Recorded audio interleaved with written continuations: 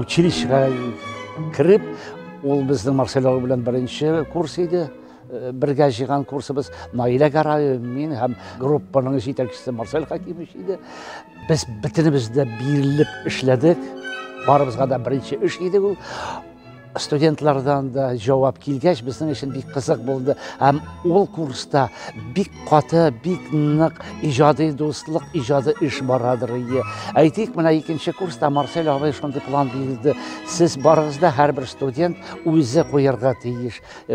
Чехов әсәрен алып, прозадан алып, үзен инсценирует, сәхнәләштереп, үзен режиссер булып куярга тиеш иде. Һәм менә Фәрит иң зур, иң танылган эшләрне Фәрит башкарды. Фәрит эшләре булды. Ул укыган вакытта үзендән инде режиссерлык алымнарын, режиссерлык юнәлешен сайлаган иде инде. Һәм шуңа күрә миңа калса, аның Мәскәүгә барып эләгүе, институтка режиссер факультетка кирип эләгүе, миңа калса бу бик табигый. Минем өчен инде әлбәттә иң зур вакыйгасы аның менә режиссерлыкка китүе. Яш чагында ул бик матур иде, бик чиста, бөхтәш иләшә торган, күренеп тора, талантлы кеше. Ләкин режиссурага китүе менә аның тарафыннан уйланылган булган. Кайтып ул безгә менә спектакльнең аның турында күп сөйләгәннәренә бишара турында. Кайтып диплом спектакль куярга алына. Фәрит безнең белән гади генә, табигый генә, бытовой генә эшләмәде, безнең ул әсәрне ниндидер югары дәрәҗәгә символик рәвешенә күтәрде. Ул театр өчен һәм безнең артистлар өчен бер зур яңалык иде. Әлбәттә, җиңел генә бармады, ләкин бик уңышлы булды ул әсәр. Ничегендә безгә урын юк. Без бит әле яшибез. Biz bit әле исән. Бу бит безнең җир. Миңа анда бер генә мәгънә шады. Нәрсә дигән сүз? Татар авыллары бетә. Авыллар биткән саен татар халкы юкка чыга, милләт буларак бетә. Шушы фикернең яңгырашы минем өчен иң кадерлесе. Чөнки әйтәм бит, безнең халык менә шәһәргә җыелдымы, шәһәргә кирдеме, ул үзенең milliliğin yuvalta, milli ruhunun kişinin yuvalta. Менә шушының фаҗигасын ачкан әсәр бу. Инде күңелемдә ин калганы, менә 10 ел, 20 ел узганнан соң карыйм бит әйе, шунда каргаш күрәм. Нишләптер бу әсәр үзгәрми. Тәэсир итә күңелгә нәкъ менә бүген уйнаган күк. Күрәсең, Фәрит шушы фикерне тирәнтен аңлап, безнең җаныбызга сеңдерергә тырышкан булган. Менә 30 елдан соң карагыз җәмәгать, күрерсез. Нинди була ул чын үсештәге спектакль. Хәлләрегез ничек соң? Менә сине күргәч начарлана. Нишләп инде сез алай, мин бит сезгә гел яхшы ният белән генә киләм.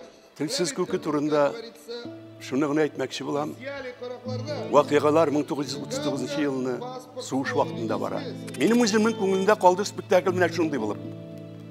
Ниндидер бер моң, татар моңы. Менә татарның моңы була бит, рухи моңы. Шул моң спектакльне башыннан ахырына алып бара. Эшләшкә.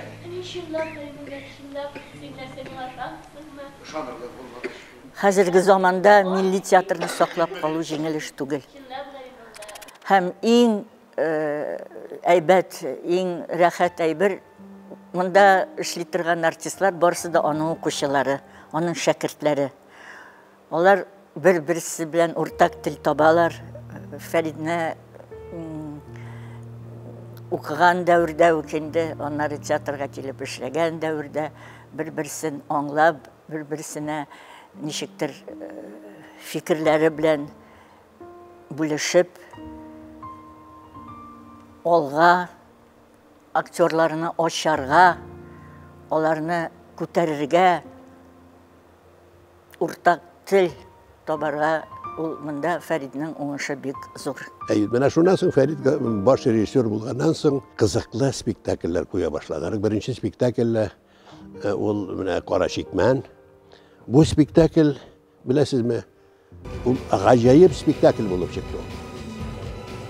Узак барды, ул шактый узак барды һәм аның алымнары, аның менә бөтенләй Марсель Хәкимовичтан аерылып тора торган режиссер булып чыкты. Ул бик нечкә уйлый торган, бик шундый спектакль Европа спектакльләренә, режиссерларына якын булган спектакльләр куя башлады. Шунысы белән миңа ул бик кадерле. Иное сценическое существование. Эмоцияларга, хисләргә бирелмичә, фикереңне алып бару.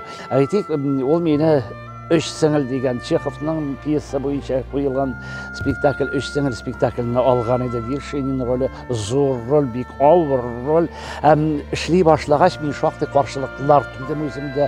Аның таләбе белән һәм минем тәрбияләнгән, мин белем алган мәктәпнең алымнары белән каршылыклар килеп чыгадыр. Ләкин Фәрит менә бер вакытта да тавыш күтәрми, ул ачуы чыкмый, ул һаман үзенекен сабыр гына, акыртын гына үзенең фикерен, үзенең таләпләрен куя һәм үзенең фикерләрен әйтеп, нәрсә теләгәнен ирешә. Ромео һәм Джульетта җәйнең бер көнендә. Бу ике спектакль минем тормышымда, театр тормышымда яңа борылыш ясады дияр идем. Әлбәттә, мондый рольләр турында һәр артист хыялланадыр. Һәм мин үземнең язмышыма рәхмәтлемен, Фәриткә рәхмәтлемен. Иҗат юлымда шундый эш белән очрашуыма. Без төннәр буе эшләргә риза идек. Теге хәтта менә бу кеше залда без җыеладырык. Шактый кешеләр хәтерлим биюне эшләргә кирәк иде безгә эшәү биеп чыгарга. Меркуций, Бенволио һәм Ромео. Шул балга бару сәхнәсе аларның. Менә ничектер без монда ул вакытта җыеладырык инде. Кишләрен без чөнки барлыгы бер кайда юк. 90-нчы еллар бернинди теге төнге клублар, андый нәрсәләр, ресторанга җөрү бездә андый нәрсә юк. Безнең бөтен тормыш монда барадыр. Һәм чираттагы бер кич утыруны спектакльдән соң кич утырганда уйлап шул Ромео Джульетта турында репетициялар гел башта бит. Шунда бер уйлап торганда, ничегрәк менә шул чыгуын эшләргә. Шунда сорау туды Фәриткә менә, ничегрәк менә шуны эшләргә? Чыгуны, балга баруны. Ничегрәк биергә һәм риф күрсәтте анда безгә. Шул дигән. Әле без теге бөтенебез битлекләр белән миндә Пушкинның теге мәйттән чыгылган битлеге бар миндә. Шул битлекне киеп, кара битлек белән монда плащ, шундый капюшоннар белән, макеткалар белән чыгып, ул бер-ике хәрәкәт күрсәтте дә шуннан соң менә бу кирәк дип, һәм шулай кертте ул бит.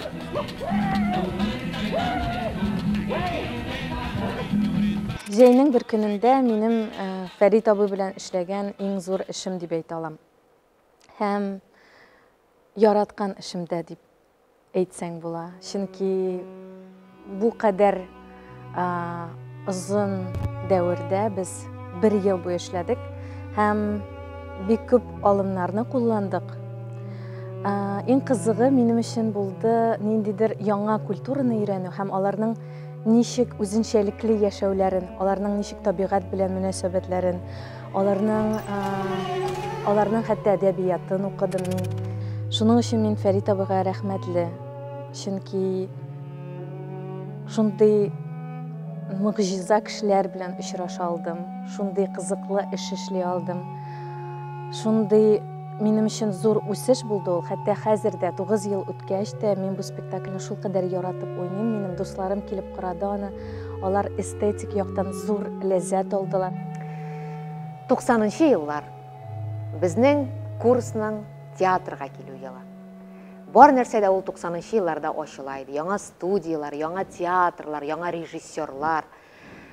Фәрит абыйның да ГИТИСтан укып кайткан вакытлары. Ул да үзен режиссер буларак ачагына башлаган иде. Шулай ук ул үзен безнең белән педагог буларак та ачты. Без аның беренче шәкертләре.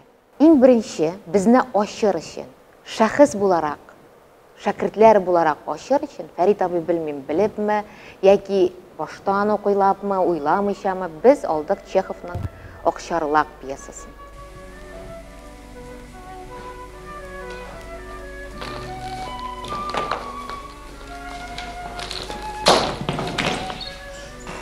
Соңгы вакытта сез кызып китешәгә әйләндегез. Ниндидер символлар белән аңлашылмый торган итеп сөйлисез.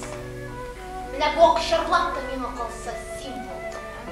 Һәм икенче этап безнең тагын бергә җыелып, безнең курсның һәм тагын менә Чеховны бик яраткан кешеләр ул 3 сеңел. 3 сеңелдә без яңадан җыелдык, икенче этап башланды. Һәм шул ук без лаборатория шикелле Чеховның әсәрләрен, Чеховның хатларын укый башладык. Мелиховага барулар, барысы да кире кайтты. Син арыгансың. Мөдирәбез арыган. Менә ул Акчарлакның репетициясе шушы 5-нче курста туктады дип мин әйтә алмыйм. Минемчә, онда шикмәннәр, телсез күкләр, бик күп бөтен әсәрләр, алар айрым түгел минем өчен. Минем өчен ул ничектер менә шул 2-нче курста башланган шушы Акчарлакның репетицияләре бара. Бу ниндидер bir спектакль дип әйтеп булмый, ләкин шул bir репетицион процесс бара кебек. Аның алышына инде билгеле әсәрләре, сюжет алышына, темалары, җырлыйсың, каяр бийсең, каядыр җырлыйсың дигәндәй, ләкин ул менә шушы процесс, ул һәр вакыт шушы минем күз алдымда һәм күңелемдә бер төрле, менә шундарак авансценда Фәрит абый тора, давай попробуем дигәндәй.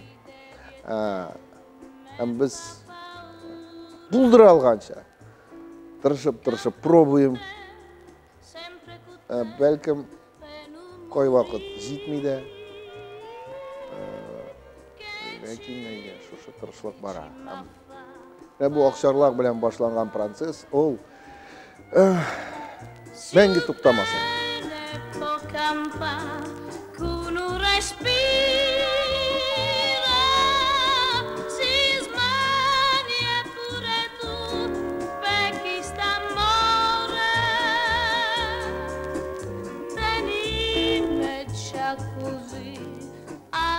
Инде мин аңа бер генә теләгем бар.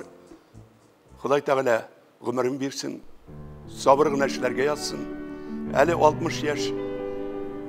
Менә ул читтән караганда инде яшь кешегә зур булып күренә, өлкән булып. Ну безнең күк 80-нә узган кешегә ул 60 нәрсә ул? 60. Миңа хәер гел урта гына сматыла. Шуңа күрә мин аны 60 яшь дип кабулдай итмим. Фәритнең килеп керүе театрга әлбәттә бик зур байлык булды, иҗади байлык булды, иҗади үсеш булды, иҗади бердәмлекне тудырды. Мин моның өчен әлбәттә бик шатмын һәм шушы юбилей көндә Фәриткә уңышлар теләп, бергә эшләргә тагы күп еллар насыйп булсын, яңа спектакльләр чыгарырга насыйп булсын дип шул фикердә калам. Мин аңа эш телим, чөнки ул эшсез, иҗатсыз тора алмый, эше булып торсын. Һәм улыбыз безне сөендереп торсын. Һәм безгә тигез гомер теләр идем. Мин шуңа гел ниндидер бик зур әйберләр телиләрдер, мин аңа гади әйбер телисем килә. Күңеле белән дөньядан, тормышыннан канәгать булып яшәргә язсын. Фәрит, иҗат диңгезең сайымасын. Сәламәтлектән Ходай Тәгалә сине аермасын. Яңа ниндидер кай вакытта бөтенләй яңа булган спектакльләр куюын теләр идем.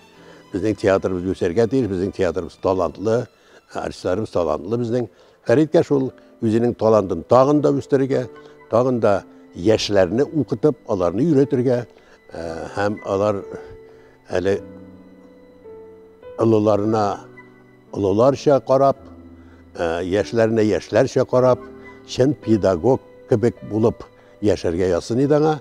Мин аңа зур уңышлар телим, исәнлек, саулык телим. Без Әле бу этапларны бетермәдек. Бу Фәрит абыйның әле алга таба баруы гына, алга таба омтылыш булсын иде дип ышанып калам. Алла берсе бүтән безгә саулык, сәламәтлек булсын да. Шушы репетиция процессында яшәргә насыйп булсын. Әлбәттә, Фәриткә иң элек инде ана буларак исәнлек, саулык телим. Рухи көчлелекне югалтмасын. Milli teatrның millilеген саклап кала алсын.